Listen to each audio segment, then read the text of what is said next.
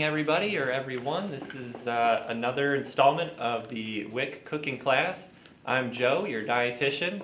Today with me I have Chef Danny with Sip Savor Soul, and we have two recipes to share with you today.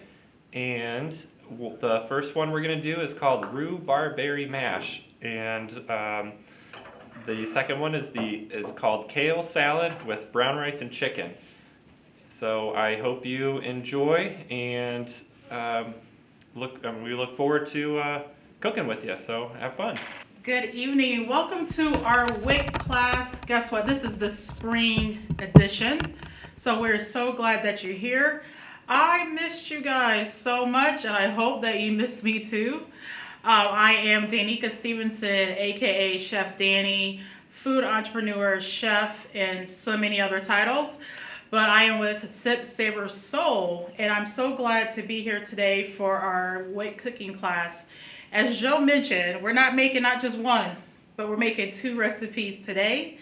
I know as spring is here, a lot of folks are ready to be outside. I'm sure a lot of you guys are walking your dogs, pushing your baby through stroller, just enjoying this really nice, wonderful weather. We're so glad it's here. But I know a lot of you guys are thinking now, what things can I cook during this season? Because guess what? I don't want to be in the kitchen all day. Kitchens are hot, and I need something that's going to be light, that's going to be filling, that's going to be refreshing, and most importantly, it has to be delicious, right? That's important. And so we are actually doing our two recipes, our rhubarb mash. I'm going to tell you a little bit about that. It's like a rhubarberry mash, we would say that. So we're combining rhubarb and berries together of your choice. And then we're gonna make a nice salad with kale and chicken. So salad is not only just for a side dish, but you can make salad your main dish. And so we're gonna do that later.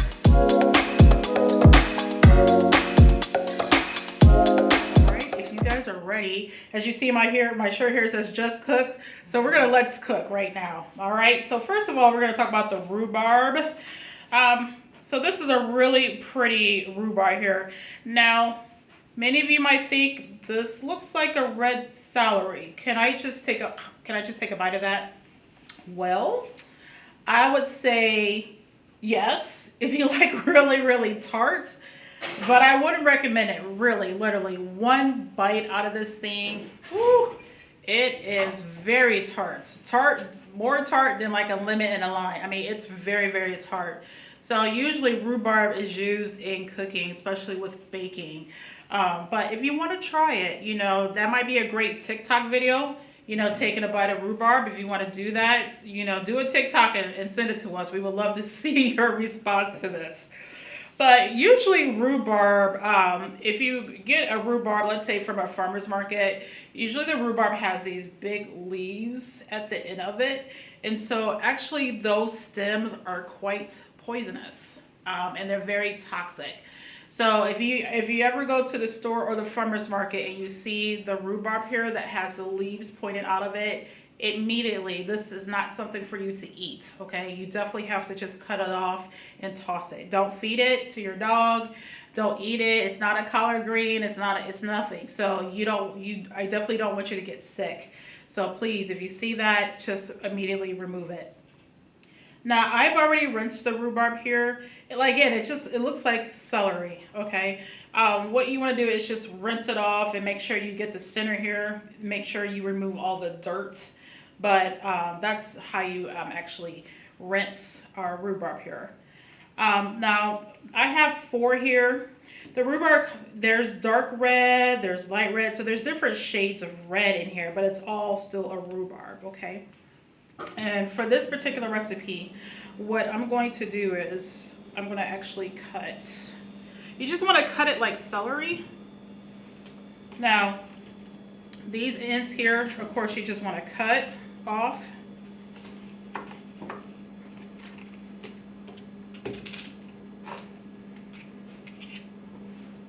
And again, it looks really, I keep saying celery.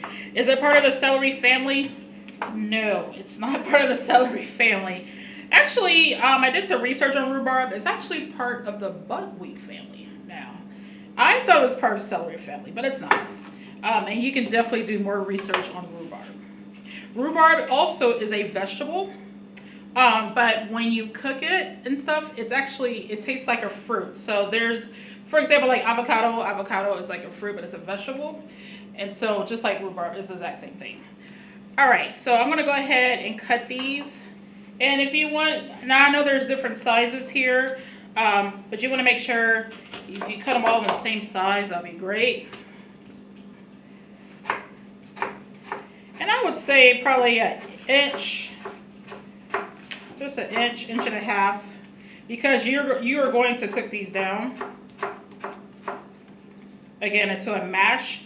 So we're not cutting chunks here, okay? We're just cutting small pieces. That's all we're doing here. And for this particular recipe here, we're making a small batch here, but for this particular recipe, it requires 2 cups of chopped rhubarb. Again, you just want to cut these in small pieces. But something that's equivalent, for this particular recipe here, something that's equivalent to 2 cups. All right, so just because I don't want to mess this up here, I'm going to put it in here. I want to make sure I have my 2 here. And it's okay. You can't, for this particular recipe, you just can't eye it. You just want to make sure that it's 2 cups exactly here, because you want this to cook evenly. Now you're going to put this in a pan. As you see, I have a large pan here as if I was making a bunch of these, but it's okay. If you're making a lot of it, you would just double the recipe. So again, this particular recipe says 2 cups, but you can do 4. It's just depending on how much you're making for you and your family. So I'm going to just do 1 more.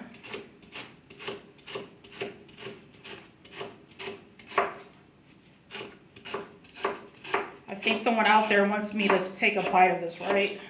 This seems really tart. I don't know. I think I'd like to take on the challenge. Take on the challenge? Yeah. Joe here said he wants to try it. The TikTok challenge would be the TikTok challenge. Take a bite of rhubarb I'm gonna keep one. Face. Yeah, I'll try it. I'll try it. All right, we're gonna try one. Joe's gonna try one too. So we got maybe Lillian out there might try the other one. So we have 3 here. We're gonna try it. We're gonna try it here. All right. This is good. I'm doing this for you all out there. Yes. Right. That is right. All right. So next, the berry part, the rhubarb berry part is berries here, okay? So my berries of choice, strawberry and blueberry. Now here's some silly things. They ran out of raspberries. Now raspberries are usually always always around, but for some particular reason they didn't have it, and that's okay. So I'm gonna use, this is 2 cups. Now this is 2 cups of any combination. If you just want all strawberries, 2 cups. If you do it in multiple berries, all together it needs to be equivalent to 2 cups. I'm gonna stick that in here. So that was 2 cups of combined strawberries and blueberries. All right, next. Cornstarch. And you're like, why is there cornstarch in here? Cornstarch is a thickener. Again, we're making this mash. Thickener. That's all it is. And of course, I said that the rhubarb is tart. So what are we going to sweeten it with? Here's some options. Honey, agave nectar, brown sugar. This particular recipe here, I have brown sugar, 2 tablespoons. Brown sugar. And last, we need some lemon. It's just a half a teaspoon of lemon. Now I like the fresh lemon, just fresh.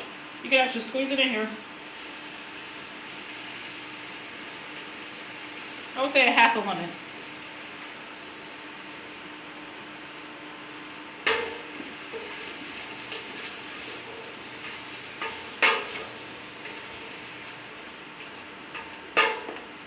Smells good.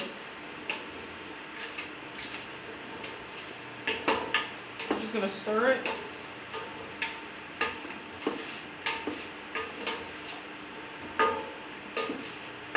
All right. Now, can you add other fruits in here?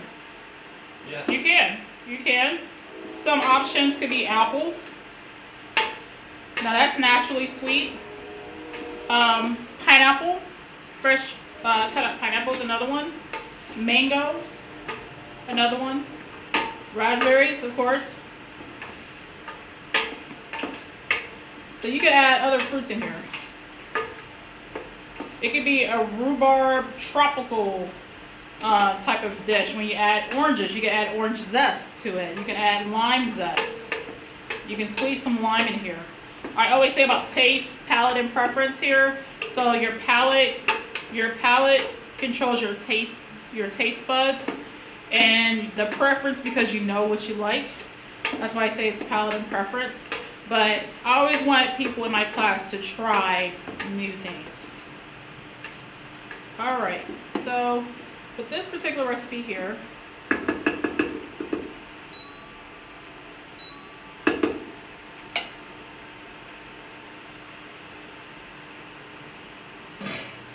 we're going to close the lid on that. Any questions so far? No questions? Okay, I think I'm going to try while this is cooking a little bit. I'm going to take a bite. You don't have, oh, maybe you didn't have to do it alone. I'll come up there. I can smell it even from here. Mmm. Yeah. It's not as bad as I thought it was gonna be. It's not as. I was expecting like if you bit into like a lime or a lemon, I was expecting something like that to like turn my face, but it's there. Not too bad. It's there. It's not as bad as it's not as hard as I thought it was gonna be. So there you go. Challenge yourself. Yeah, TikTok. we did it. We did it. We were first ones to do it. Now, I don't know. Okay, Joe, here's another challenge if he wants to eat this whole thing here. Let's see. All right, and I don't know about that. We'll be here all night. Yeah. It is tart. But yeah, not bad. Not Just bad. hear me crunching on it in the background. Ooh. Uh-oh. We don't have to burn.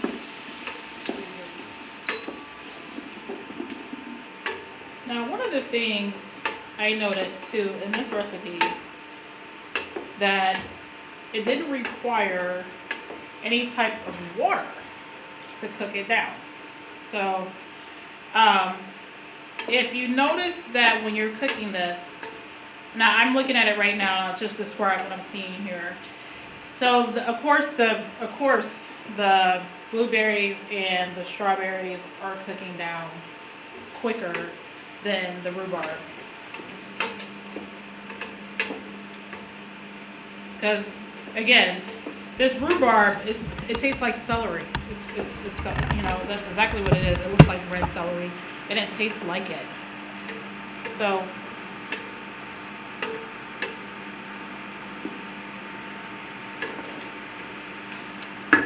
this is what I'm going to do.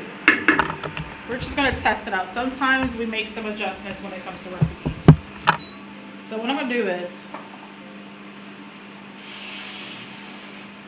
because I'm going to put a little bit of water in it, and because the last thing I don't want to happen is that my strawberries and my blueberries burn, or the rhubarb burn. I don't want that to happen.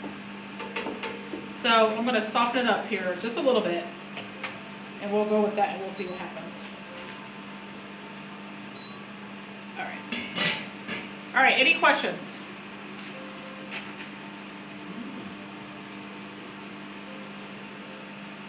No questions. No? Okay.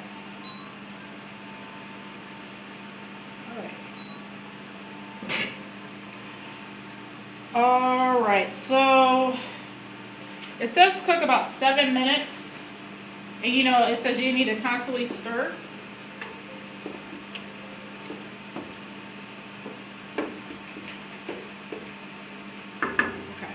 Okay. All right. Also, too, as I'm looking at this, too, like I said, this this rhubarb here, like there were some parts of it that's green. So I think in time it will get really, really red.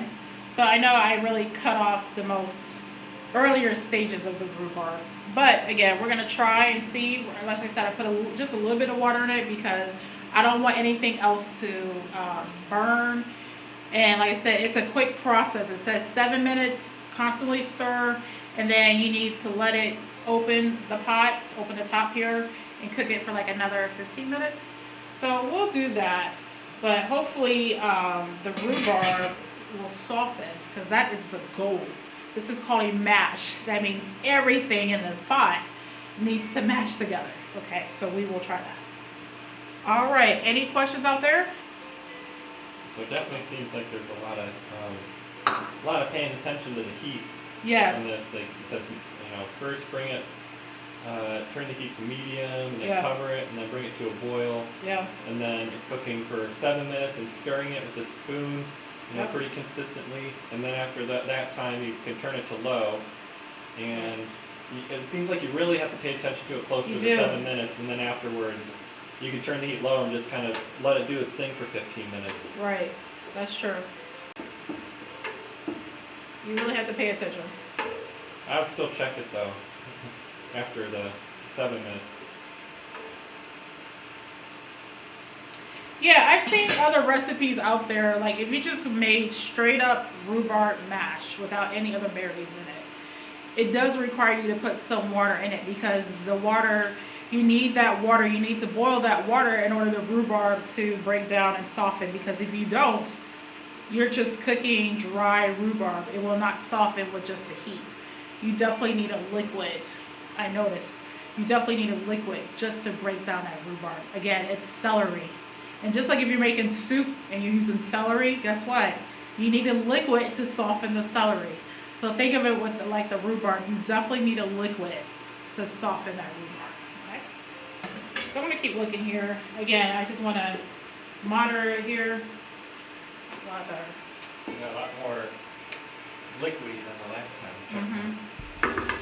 So I'm going to let the liquid absorb that rhubarb, and then hopefully it will all come together. All right, so we'll leave it alone. All right, so what we're going to do is Joe's going to talk about some nutritional facts about rhubarb, and then we're going to go ahead and switch and get ready for our next recipe, and I'll see you in a minute.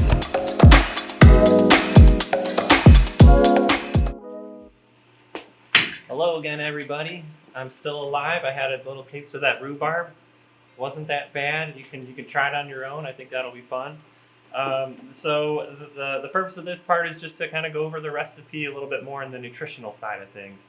I'd like to highlight the main part of the recipe, which is the rhubarb. So rhubarb is a vegetable. It's very high in calcium. Calcium, I think we've all kind of heard calcium, good for your bones and help with your teeth and all of that.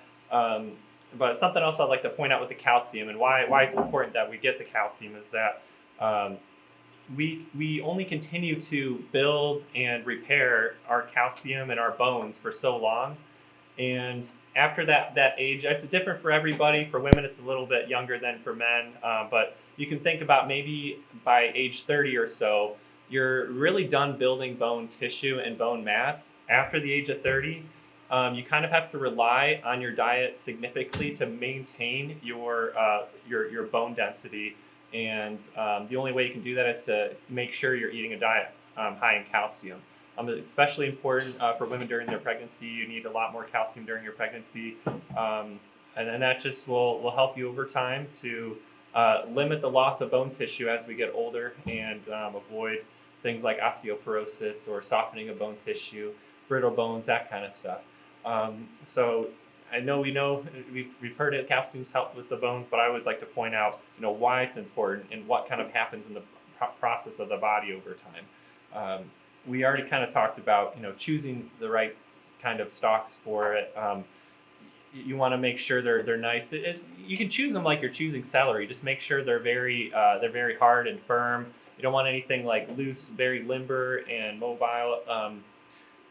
again with the leaves, leave the leaves. Don't eat any part of the leaves because they are poisonous. So that's what I got to say about rhubarb. It's nice. I've only ever really heard about rhubarb in the past with just eating like strawberry rhubarb pie. So I'm really excited for this recipe because it'll give me another way to eat rhubarb. I actually have a plant this year, so I'm gonna make some cuts and make this recipe maybe. So I hope you all have a chance to enjoy it, and we'll be back to start the next recipe.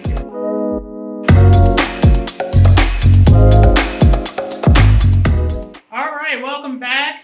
I'm excited. I'm smelling this rhubarberry mash. Get a little tongue twisted here.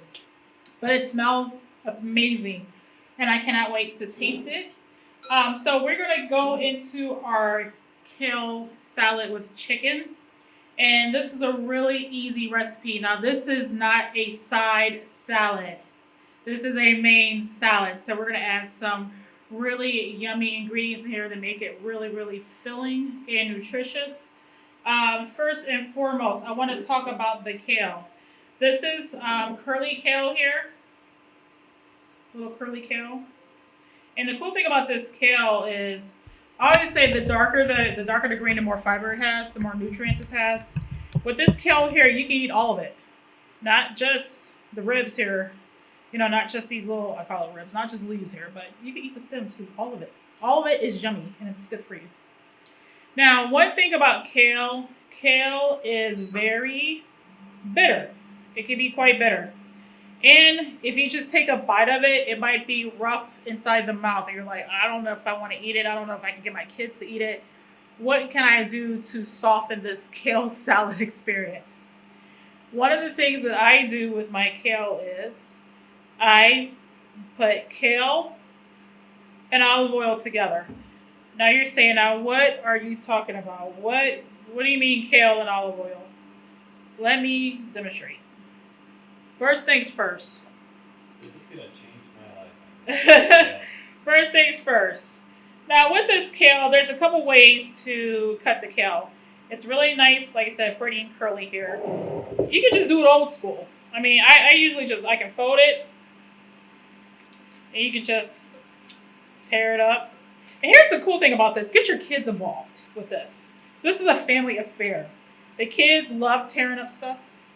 And you're like, don't. Tell them if you want to tear up something, tear up some kale. This is what you can do with this. Go ahead and tear it up. So you can do that. It's an option. Now if you're like, oh, I can't do it. My fingers hurt. I need the knife. What's another option? Of course, you can always cut it. And actually, I take a few of these together. I stack them. I fold it.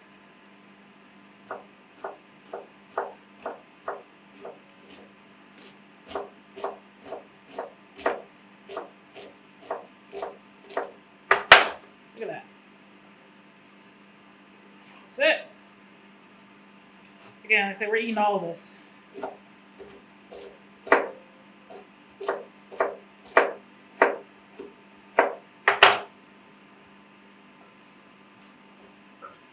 a few more here.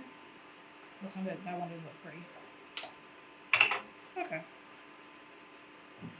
Now, look at this, all this pretty kale. Look at that. What we're going to do is a little bit of olive oil. A light drizzle. We're going to massage the kale. Yes, and it's easy for the kids to eat as well.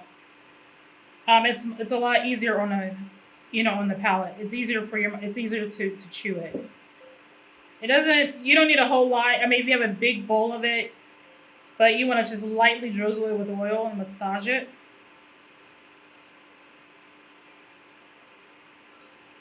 Can I give it a try, Chef? Oh, yeah. And you can tell the difference. See that? Yeah. So see, it's really dark compared to the other kale. Mm-hmm.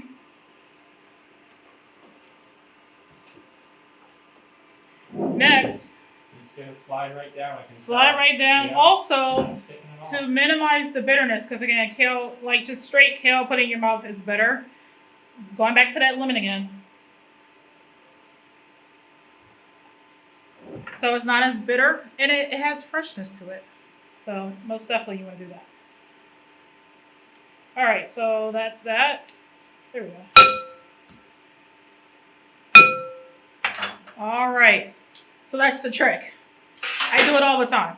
I do it all the time with myself. If I'm eating salad, or let's say you want to saute it, because some people want to saute it.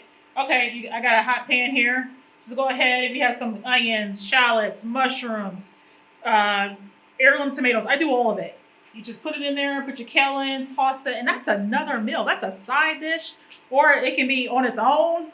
It's delicious. I mean, trust me. If you don't like kale, I'm telling you. Once you do this, either in a salad form, just raw, or you saute it, you will never go back to iceberg lettuce, romaine, none of those. You're gonna want kale. So, in all my classes I teach, they love the kale. Kids love the kale. So, yes, everybody loves kale. All right. So before we go into the dressing, we're gonna add some chicken to this. Now, don't put this on Facebook. No Instagram, no TikTok. You're like, Chef Danny, why did you get a bag of chicken? Because we're talking about easy. It's nice outside. I want to go outside, okay? So you can get Tyson ready, fully cooked chicken. I'm okay with that. I'm not ashamed of that at all. Not ashamed, not ashamed. Not ashamed. Don't be ashamed either. Now, if I had time to, put up some, chicken breast or the little tenderloins, you can do that too. But again, this is springtime. I like easy. And a lot of people are like, look, I don't want to be in the kitchen all day. I got family. I need something easy. This is easy, okay? This is for all you guys. This is for me too. Because I have a busy schedule and sometimes I don't have time. Or you just want something easy, okay? It's all about that balance. Balance, exactly.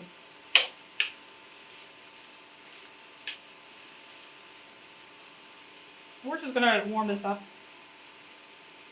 Okay, so we got that. We have our kale.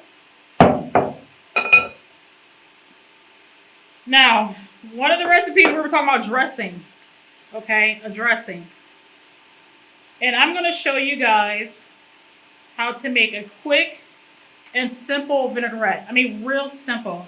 This is a base to any vinaigrette out there, okay? Once you learn how to make this, I'm telling you, you may not want to go back to wishbone and all that. I mean, really simple, okay? I'm not knocking wishbone. Don't put that out there. Wishbone's good, but I'm just saying, I want to show you something a little different, okay? Always want to try something different. Okay, the vini means vinegar.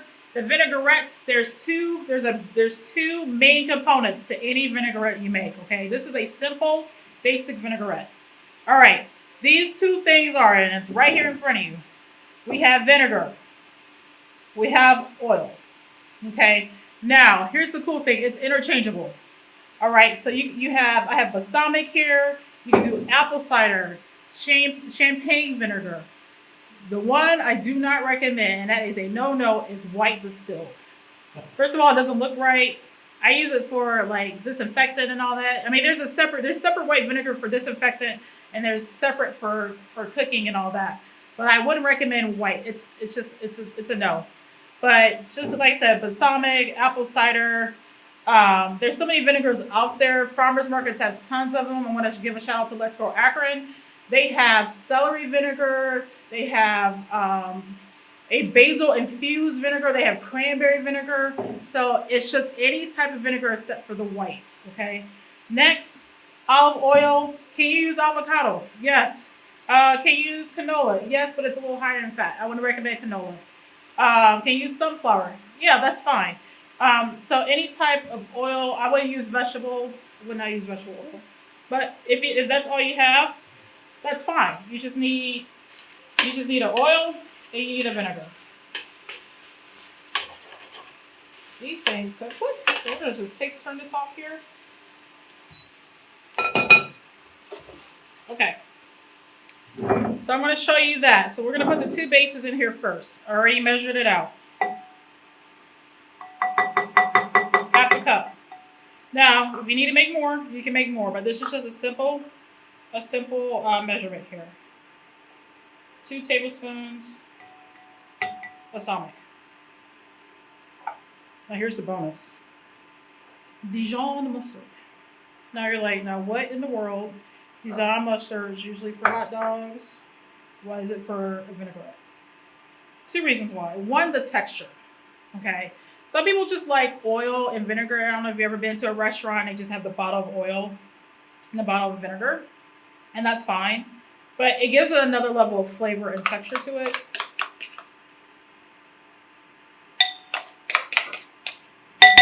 And last but not least, we need a little sweetness. So we have some honey here. 1 to 2 tablespoons of honey. Okay. A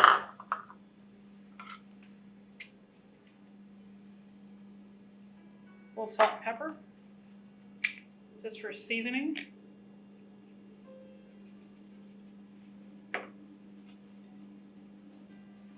There you go. We're gonna whisk it. And you want to whisk it well till all the ingredients are incorporated.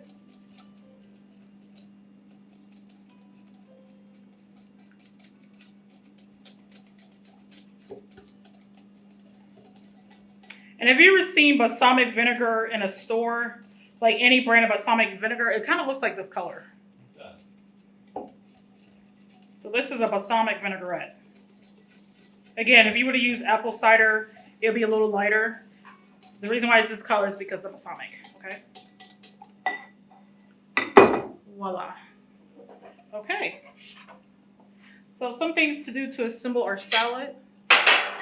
We also have rice here.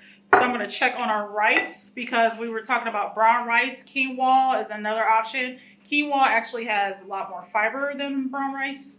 But we're going to actually add another component to our salad here. So I'm going to go check our rice real quick. So brown rice, we did an instant brown rice. Again, I'm all about simple. It's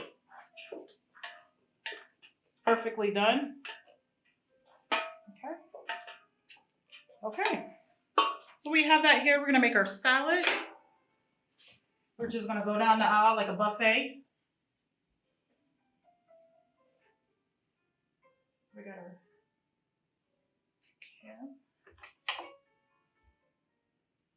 chicken here. You can do it like a buffet at home. You don't have to assemble it together. The whole family can have a little buffet set up. Now, the rice is hot. Okay, as you can see the steam. Obviously, you want the rice to cool down a little bit. But just for demonstration purposes.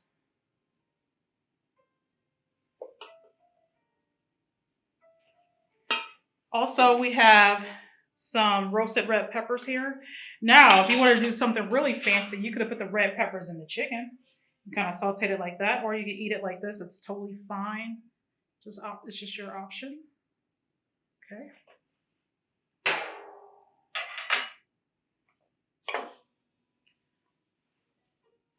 My little vinaigrette in here.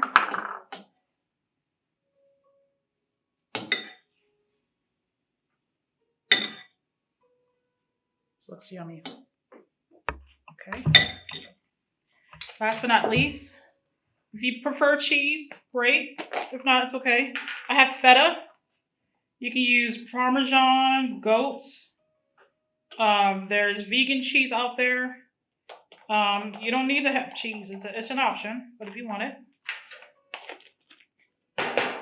Okay. I'm sure it's really pretty. I don't know the presentation, but here we go. Look at that. All right, I'm going to take a quick bite. Again, with the rice, the chicken, cheese. I mean, this is a full dinner. This is a dinner. Okay. This is a salad for dinner. And it's delicious.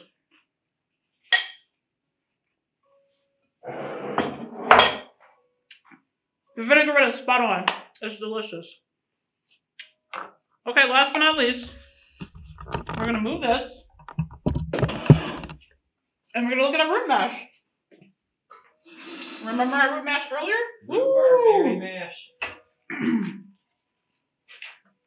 Wow.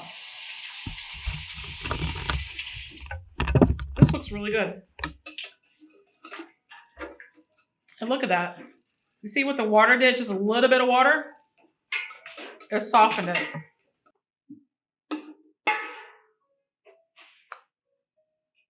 It's soft. All right, here we go. And here, good thing about this too, you can put this with ice cream, frozen yogurt, regular yogurt. It can be a dessert. It can be a breakfast. You can put some yogurt, a little granola on top of it. You know, you have yourself a nice breakfast.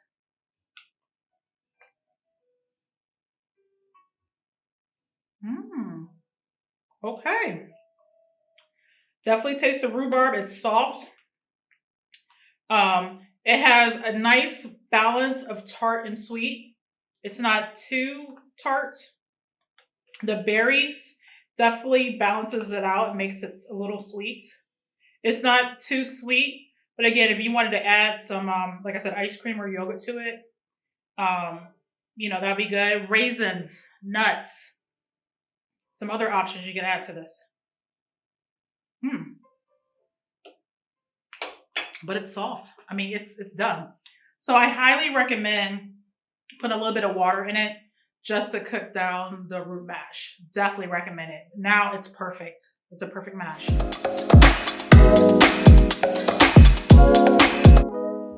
So for the star of the show for this recipe is the kale. And a little bit about kale. It's a very leafy green. Right now we're in the season of May, or we're in May, spring. You can grow kale pretty much all year round. In the heat of the summer, it doesn't grow too well, but it's a very cold hardy plant. So if you want to grow kale, it's a good early season vegetable and a good late season vegetable. And there's kale that you can grow pretty much all through the winter and almost have you can make the salad almost all winter long. So that's a nice thing about kale. Another one of the main things that kale is known for is it also has calcium, just like the rhubarb did. It's also high in vitamin C and vitamin A. Vitamin A, little known outside of the nutrition world, is that vitamin A is very good for your eyes, and specifically it kind of helps with how light kind of reflects into your eyes, kind of working with almost like, if you think of your eyes have almost little mirrors inside of them, and as light comes in, these mirrors kind of reflect this light all over in order for us to actually see what's in front of us. So vitamin A helps us to actually take in that light and to help us to see what we're going to see. So it can especially help us with seeing at night, and for me specifically, I found this out. I'm colorblind, and maybe it can not, I mean, I'm always going to be colorblind, but it can actually help me see a more fuller spectrum of the colors I do see. So, I mean, I'm just going to start eating kale all the time now. So that's all I want to say about kale. We talked already about, choosing kale and how to cut the kale. So I really I'm glad you guys joined us today for the cooking class. And if you want to make this recipe, just watch the video, and we'll get to we'll share it with you.